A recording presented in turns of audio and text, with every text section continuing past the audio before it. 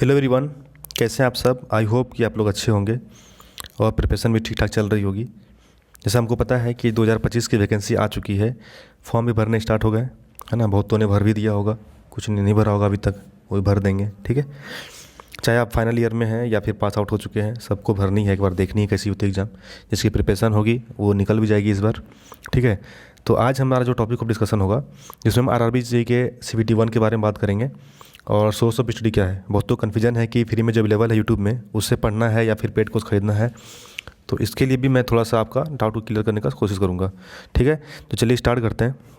सबसे पहले मैं अपना इंट्रोडक्शन दे दूँ। जैसे आपको पता होगा, जो मेरे सब्सक्राइबर पुराने हैं, मेरा नाम सुमन शर्मा हुआ। मैं सिविल इंजीनियर से बीटेक किया हूँ, फिर गेट निकाली है, MTech भी की है, टीचिंग एक्सपीरियंस भी है और 2024 में मेरा सिलेक्शन हुआ है और 27 तारीख को हमारा जॉइनिंग है। ठीक है, तो चलिए स्टार्ट करते हैं हम लोग। सबसे पहले तो जिन्होंने फॉर्म नहीं भरा है वो देख लेंगे। फॉर्म का पता है आप लोग को कि 31 अक्टूबर को आई है और ये 10 दिसंबर को ख़त्म हो जाएगी। जिन्होंने फिल किया है वो कर देंगे। ठीक है, 2 दिन एक्स्ट्रा मिलेगा पेमेंट के लिए और 13 से 22 तक विंडो ओपन होगी। जिनके एप्लीकेशन में मॉडिफिकेशन करना है, कुछ गलती हो गई है, चेंज करनी है, वो कर सकते हैं। जिन्होंने फॉर्म नहीं भरा है वो भर सकते हैं। बहुतों का एक मैसेज भी देखा था मैंने, जो CBT 1 वाली लेक्चर डाली थी मैंने, उसमें बहुतों ने पूछा था कि सर हमें गाइड कर दें कि कहाँ से फॉर्म भरनी है ना। कन्फ्यूजन हो रही है बहुत सारे, कहीं पे बहुत कम सीटें हैं, कहीं पे ज़्यादा है ना। तो कहाँ भरनी है, आपने देखे ही होंगे यूट्यूब में बहुत सारे लेक्चर पड़े हुए हैं, सब सेम सजेशन देते हैं। अब मान लो किसी अच्छे टीचर ने बोल दिया कि ये जो अच्छा है भर लो, तो सारे लोग तो वहीं भरना शुरू कर देंगे, तो कंपटीशन और वहाँ पे हाई हो जाएगा। तो हमें क्या करनी चाहिए, यदि आपने फॉर्म अभी तक नहीं भरी है तो मेरा सजेशन यही है कि सबसे पहले आप देखो आपका जो भी ट्रेड है, चाहे सिविल हो, इलेक्ट्रिकल हो, मैकेनिकल हो। ठीक है, तो आपके ट्रेड में सबसे ज़्यादा सीट कहाँ है वो देख लो और जो घर के पास है बस उसमें डाल दो। ठीक है, 2 फैक्टर देखना है, जो घर के पास आ रहे हैं जो जोन, साथ में जहाँ पे हमारे ट्रेड में ज़्यादा वैकेंसी है वहाँ पे आप भर दीजिए आँख मूंद करके। ठीक है, और प्रिपरेशन कीजिए, अच्छी प्रिपरेशन होगी तो आराम से निकल जाएगी, बहुत ज़्यादा हार्ड नहीं होता है ये। ठीक ना। तो अब बात करते हैं हम लोग सिलेबस के बारे में, CBT 1, जिसके बारे में हम आज चर्चा करने के लिए वीडियो बना रहे हैं। ठीक है, CBT 1 जो 2025 की है वो 24 वाली भी सेम ही थी, कोई चेंज नहीं था वहाँ पे। 4 सब्जेक्ट हैं, math, general intelligence and reasoning, general awareness and general science. ठीक है, इन चारों में आपको पता है 1 नंबर के क्वेश्चन आते हैं और टोटल 100 नंबर के क्वेश्चन होते हैं। एक क्वेश्चन पे 1 नंबर, 90 मिनट का ड्यूरेशन होता है ना। PW कैंडिडेट के लिए थोड़ा ज़्यादा टाइम रहता है, लेकिन आपको जनरल बता रहा हूँ 90 मिनट्स मतलब 1.5 घंटे में आपको 100 क्वेश्चन करने हैं और नेगेटिव मार्किंग भी होती है। तो आपको गलती नहीं करनी है, तुक्का नहीं मारनी है, जितने आ रहे हैं उतने ही करने हैं।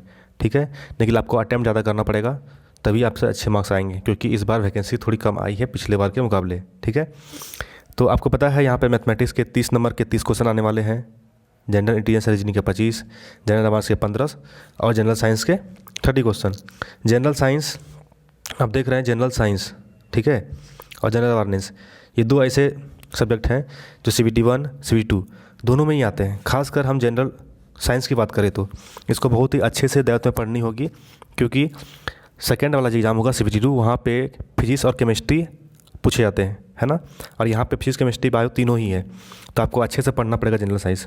जनरल अवेयरनेस बहुत ज़्यादा डेप्थ में नहीं जाना है, 15 मार्क्स है, उसमें से आपने 10 ही बना लिया ना, बहुत हो गया। और ज़्यादा डेप्थ में क्वेश्चन नहीं पूछे जाते, ऊपर ऊपर से पूछे जाते हैं, तो कहाँ से पढ़ना बता दूंगा मैं अभी। ठीक है, और मैथ्स को और रीजनिंग ये सिर्फ CBT 1 में ही है। ठीक है, तो CBT 1 में अच्छा मार्क्स आएगा तभी ज़्यादा आप पोस्ट के लिए क्वालिफाई होंगे, तो आपके चांसेस है सक्सेस के बढ़ जाएंगे। ठीक है, कम मार्क्स आके यदि एक पोस्ट में आप क्वालिफाई भी कर गए तो सेकंड एग्जाम आपके लिए फिर टफ हो जाएगा। इसलिए आपको CBT 1 को बहुत अच्छे तरीके से पढ़ना है। ठीक है, आप डेली टारगेट रखिए कि हमको CBT 1 के लिए हमको 2 सब्जेक्ट पढ़ना होगा, चाहे रीजनिंग साइंस, रीजनिंग और मैथ्स या फिर जनरल अवेयरनेस, 2 सब्जेक्ट का उठाना है और 1 सब्जेक्ट आपको CBT 2 के लिए करना है। कोई भी 1 सब्जेक्ट उठा लो, टोटल 12-13 सब्जेक्ट हैं, एक सब्जेक्ट उठा लो, 1 सब्जेक्ट टेक्निकल और 2 नॉन टेक्निकल, जब तक CBT 1 नहीं हो जाती है। ठीक है, साथ साथ में चलना चाहिए पैरेलल। यदि आप ज़्यादा टाइम दे पाते हो तो 2 टेक्निकल कर लो और 2 नॉन टेक कर लो, है ना। प्रैक्टिस बहुत बड़ा रोल प्ले करेगा यहाँ पे। चलिए स्टार्ट करते हैं। सबसे पहले मैथ से बात करते हैं। मैथ का 30 नंबर आता है CBT 1 में। मैंने पहले वाले लेक्चर जो बनाए थे CBT 1 के लिए, वहाँ पे बताया था कि साहिल सर का जो वीडियो है जो LP के लिए है, उसमें सारे टॉपिक कवर है, क्वेश्चन कराए हुए हैं। तो हमारे जो सिलेबस है, आपने सिलेबस डाउनलोड किए होंगे 2025 वाली, वहाँ पे जितने भी मैथ्स के टॉपिक्स हैं, टॉपिक वाइज आपको सर्च करना है और क्वेश्चन को देख लेना है, थोड़ा आइडिया ले लेना है कि किस तरह से अप्रोच करना है क्वेश्चन का, ठीक है। अब बाकी सारा प्रैक्टिस पे डिपेंड करता है। आपको टेक्स्ट बुक या फिर जो भी आपके पास टेक्स्ट का, यदि आपने हार्ड बुक लेके रखी हुई है, या ऑनलाइन टेस्ट दे करके सारे टॉपिक वाइज आपको कवर करनी है। यदि आपने अच्छे टेक्निक्स वगैरह सीख रहे हैं, ट्रिक्स वगैरह आपको आ रहे हैं अच्छे से, तो आप एक शॉर्ट नोट्स बना के भी रख सकते हैं। बाकी आपको इसके लिए बुक वगैरह खरीदने की ज़रूरत नहीं है। मैथ्स के लिए बता रहा हूँ मैं, सिंपल प्रैक्टिस कीजिए, ठीक है। जिसके बेसिक स्ट्रांग है वो डायरेक्ट टेस्ट लगाएं, लेक्चर देखने की भी ज़रूरत नहीं है। लेकिन जो अभी एग्ज़ाम देना चाहते हैं, जिनकी प्रैक्टिस नहीं है, कॉन्सेप्ट उतने अच्छे नहीं है, तो उसके लिए मैं चाहता हूँ कि आप ये बुक परचेज कर लो, ठीक है। ये RRB मैथ के लिए जो है, जितने भी एग्ज़ाम होते हैं, चाहे ग्रुप डी हो, NTPC, LP, ये सबको कवर करते हुए लगभग 16,000 से प्लस क्वेश्चन है इसमें सॉल्व किए हुए, ठीक है। तो आप यूथ पब्लिकेशन के ये बुक खरीद सकते हो, जिनके बेसिक बहुत ही मतलब वीक है, बहुत ज़्यादा जो प्रैक्टिस नहीं किए हैं, है ना, वो कर सकते हैं। या फिर यदि आप कहीं ऑनलाइन टेस्ट नहीं लगा रहे हैं, तो इसको भी आप कर सकते हैं। आंसर को आप ढकना है, पहले क्वेश्चन अटैम्प्ट करना है खुद से, उसके बाद सोल्यूशन देखना है, ठीक है। तो मैथ्स के लिए इतना इनफ है। मैं फिर बोल रहा हूँ, सिर्फ लेक्चर देख के, स्क्रीनशॉट मार करके, नोट्स बना के कुछ नहीं होने वाला है। मैथ पूरा प्रैक्टिस का चीज़ है। आपको टेस्ट देना पड़ेगा। आप यदि कोई टॉपिक पढ़ रहे हैं तो उस टॉपिक के कम से कम 40-50 क्वेश्चन बनाने होंगे। आप CGL के क्वेश्चन मत बनाना, आपको रेलवे के ही क्वेश्चन बनाने हैं, चाहे वो NTPC के हो, ग्रुप डी के हो, या RRB के पूछे हुए क्वेश्चन हो। बस आपको रेलवे के ही क्वेश्चन अटैम्प्ट करना है टॉपिक वाइज, ठीक है। तो इस तरह से आपका मैथ्स कंप्लीट हो जाएगा। 30 मार्क्स का है, बहुत रोल प्ले करेगा। और सबसे बड़ा मैटर करेगा स्पीड का। बहुत सारा क्वेश्चन ऐसा होगा लगेगा आपको बन जाएगा, लेकिन आपने ज़्यादा टाइम दे दिया ना, तो बाकी क्वेश्चन छूट जाएंगे, क्योंकि 90 मिनट में आपको 100 क्वेश्चन करने हैं, आपको ध्यान रखना है, ठीक है। मैथ्स के बाद आते हैं हम लोग जनरल इंटेलिजेंस एंड रीजनिंग। इसमें मैं कोई बुक प्रेफर नहीं कर रहा हूँ, लेकिन यदि आप चाहते हैं कि बुक से पढ़ें, तो बहुत सारे बुक अवेलेबल है, आप कोई भी उठा लो, सब में सेम ही है। लेकिन यदि आप प्रैक्टिस करना चाहते हो टॉपिक वाइज, जो आपके सिलेबस में है उसके टॉपिक सर्च करो। मैंने पहले वीडियो में बताया था, ये पीयूष वसनाय सर है, इनके यूट्यूब चैनल में जा करके आप कर सकते हैं, ठीक है। वैसे इनके पेड कोर्स भी हैं, तो आप यदि अफोर्ड कर सकते हो तो पेड कोर्स खरीद सकते हो करियर ऐप में जा करके, नहीं तो फ्री ऑफ कॉस्ट अवेलेबल है इनके यूट्यूब चैनल पे। आप जाइए, टॉपिक वाइज प्रैक्टिस कीजिए। रीजनिंग जो है रटने का तो चीज़ है नहीं, ना ही हम इसको नोट्स बना के रिवाइज कर सकते हैं, क्योंकि क्वेश्चन तो रिपीट होंगे नहीं, नया क्वेश्चन आएगा। तो करना क्या पड़ेगा, प्रैक्टिस, अपना हाथ फ्री करना पड़ेगा। आपको सीखना पड़ेगा टेक्निक, ट्रिक्स, कि कैसे हम कम टाइम में अप्रोच करके बना सके, ठीक है। तो या तो आप टेक्स्ट बुक का 5 दिन लिए हो तो ठीक है, नहीं तो जब जो भी टेस्ट सीरीज आप लिए होंगे, नहीं लिए तो ले लीजिए। और जैसे ही आप एक टॉपिक ख़त्म करते रीजनिंग का, जो आपके सिलेबस में है वहाँ से लेना है, नोटिफिकेशन से सिलेबस दिया होगा, वहाँ से टॉपिक सर्च करनी है, उस टॉपिक के बारे में वीडियो देख लेनी है। उसके बाद आपको जाना है ऑनलाइन टेस्ट सीरीज पे, चाहे टेक्स्ट बुक हो या कोई भी, वहाँ पे उस टॉपिक से रिलेटेड जितने भी क्वेश्चन आए हुए हैं, चाहे रेलवे में, चाहे ग्रुप डी की हो, NTPC की हो, LP की हो, उन सारे को सॉल्व करना है, ठीक है। इस तरह करके आपको डेली बाय डेली इम्प्रूवमेंट लानी होगी। आपको रीजनिंग डेली क्वेश्चन करने हैं, ठीक है। ये नहीं कि पूरा सिलेबस मैं ख़त्म करूँगा उसके बाद क्वेश्चन करूँगा, नहीं, टॉपिक वाइज आप कवर कीजिए और क्वेश्चन को लगाते रहिए डेली, ठीक है। डेली आप 10 क्वेश्चन भी करेंगे तो आपका एग्ज़ाम आते आते अच्छी खासी पकड़ बन जाएगी। ये हो गई रीजनिंग के लिए। उसके बाद है जनरल अवेयरनेस। जनरल अवेयरनेस बहुत ही बड़ा सब्जेक्ट होता है, और क्योंकि रेलवे में ज़्यादा डेप्थ में पूछा नहीं आता है, ठीक ना, ऊपर से पूछे जाते हैं। 15 मार्क्स से क्वेश्चन आता है CBT 1 में। तो आपको क्या करना है, मैंने जो पिछले वीडियो में सेट किया था मैं फिर वही कर रहा हूँ, क्योंकि मैंने इसी से पढ़ा था। परमार SSC करके यूट्यूब चैनल है, वहाँ पे RRB NTPC का बहुत सारा वन शॉट लेक्चर दिया हुआ है, 3 घंटे 4 घंटे करके हैं। आप इसको शॉर्ट में नॉर्मल स्पीड में देखिए, आपको स्पीड नहीं बढ़ाना है, ठीक है। स्पीड नहीं बढ़ाना है, ना ही स्क्रीनशॉट लेना है, आपको नॉर्मल स्पीड में देखना है। अब मेन पॉइंट्स को लिखते चले जाना है, नोट्स करते जाना है। और उसके बाद क्या करना है, टेक्स्ट बुक के जो ऑनलाइन टेस्ट सीरीज होते हैं वहाँ पे जानी है और सर्च करना है जो आपने टॉपिक पढ़ा। जैसे इकोनॉमिक्स पढ़ा आपने, इकोनॉमिक्स के टॉप क्वेश्चन आपको सर्च करने हैं रेलवे के लिए, सिर्फ रेलवे के क्वेश्चन सर्च करना है, अदर एग्जाम के नहीं। अब वो रेलवे क्वेश्चन जो भी हो, चाहे वो ग्रुप डी के हो, NTPC के हो, मैं बार बार बोल रहा हूँ, उनके सारे क्वेश्चन को लगा लेनी है, ठीक है। जैसे इकोनॉमिक्स हो गए, फिर ज्योग्राफी है, फिर पॉलिटी है ना, इंडियन स्ट्रगल हिस्ट्री हो गई, इन सब के क्वेश्चन आपको लगाने हैं। पहले यहाँ से लेक्चर देख लेना है, शॉर्ट में नोट्स बनाना है तो ठीक है, यदि आपके पास पहले से कोई बुक्स है तो अच्छी बात है, और जाकर टेस्ट लगानी है, और जितने भी टेस्ट है सब खत्म कर देने हैं, ठीक है, टॉपिक वाइज। तो यहाँ से आपका जनरल अवेयरनेस कवर हो जाएगा।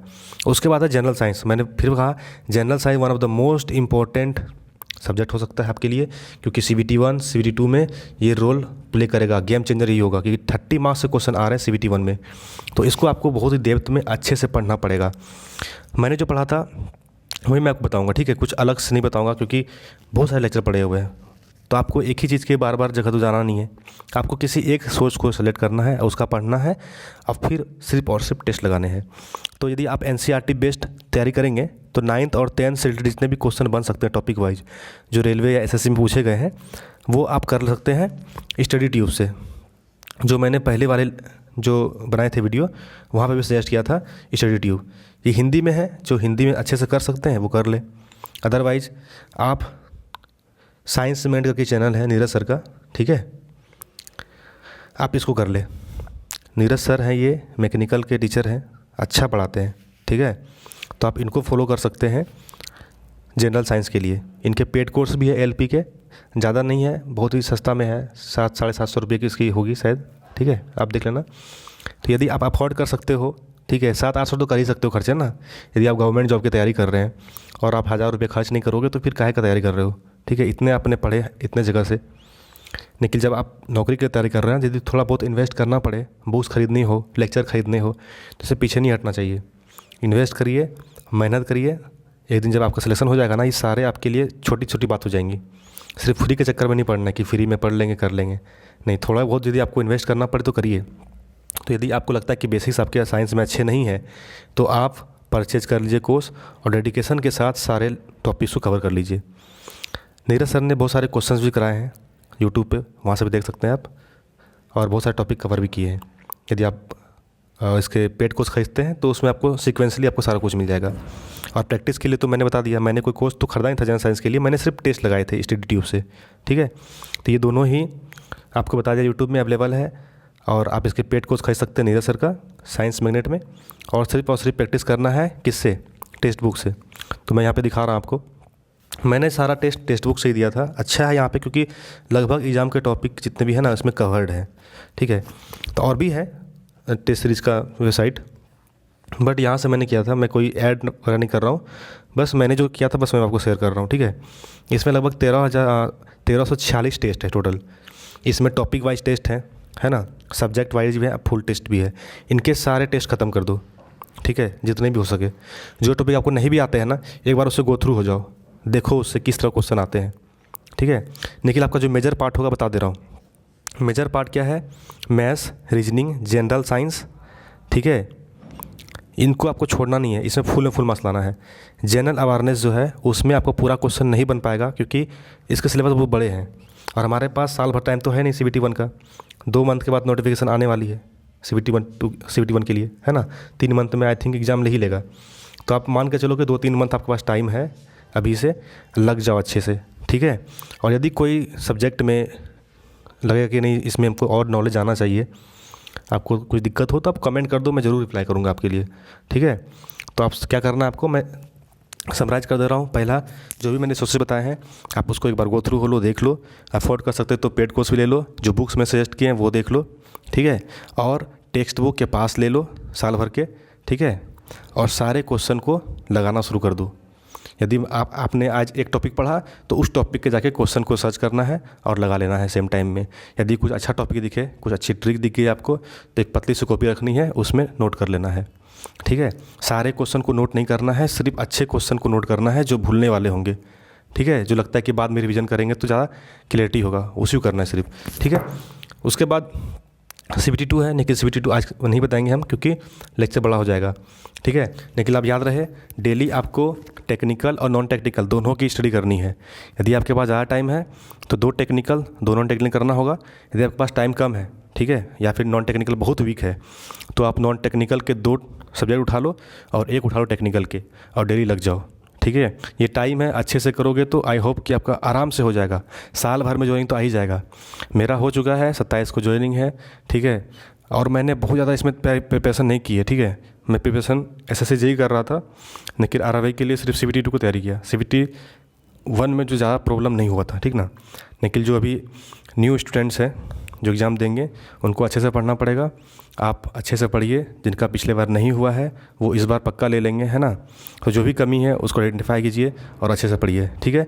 कोई भी दिक्कत हो, डाउट हो, ज़रूर आप मेरे से कमेंट कीजिए, मैं आपको गाइड करने की कोशिश करूँगा, ठीक है। तो तब तक के लिए रखते हैं आज यहीं पे। थैंक यू सो मच देखने के लिए। सब्सक्राइब जरूर कर देना। आगे के वीडियो जो भी आएंगे ना, मैं उसको और अच्छे से एक्सप्लेन करने की कोशिश करूँगा। और CBT 2 के लिए अलग से मैं फिर से एक लेक्चर लाऊँगा, ठीक है।